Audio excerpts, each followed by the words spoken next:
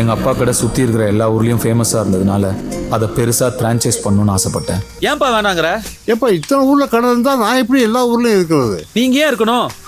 Recipe சொல்லி கொடுத்து ஆளுங்களை வச்சு பண்ணிக்கலாம், நான் பாத்துக்கிருவேன். இது எனக்கு ஒரு பெரிய வாய்ப்புமா. அப்படின்னா கடைக்கு என் பேர் வைக்காத.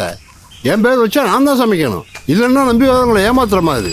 இட்லி கடை படத்தில் தனுஷோட அப்பா சொல்கிற மாதிரி நம்மளும் கேட்டு நடந்தோம் அப்படின்னா அந்த பிஸ்னஸ் அந்த ஊர்லேயே முடிஞ்சிடும்.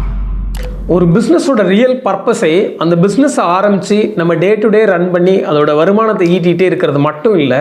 ரியல் பர்பஸ் என்னென்னா அந்த பிஸ்னஸை வந்து ப்ராப்பராக க்ரோ பண்ணி ஸ்கேல் பண்ணணும், மல்டிபிள் லொக்கேஷன்ஸில் எடுத்துகிட்டு போகணும். எக்ஸாம்பிளுக்கு பார்த்தீங்கன்னா அடையார் ஆனந்த பவன், சரவண பவன், திண்டுக்கல் தலப்பாக்கட்டி, இது மாதிரி நிறைய பிராண்ட்ஸ் தமிழ்நாட்டிலேருந்து க்ரோ ஆயிருக்காங்க. உங்கள் ஊரில் நீங்கள் ஒரு சக்ஸஸ்ஃபுல் பிஸ்னஸை ரொம்ப நாளாக ரன் பண்ணிட்டு இருக்கீங்க, அந்த பிஸ்னஸை நீங்கள் ஸ்கேல் பண்ணணும்னு நினச்சிங்கன்னா மறக்காமல் கமெண்ட்டில் ஸ்கேல்னு டைப் பண்ணுங்கள்.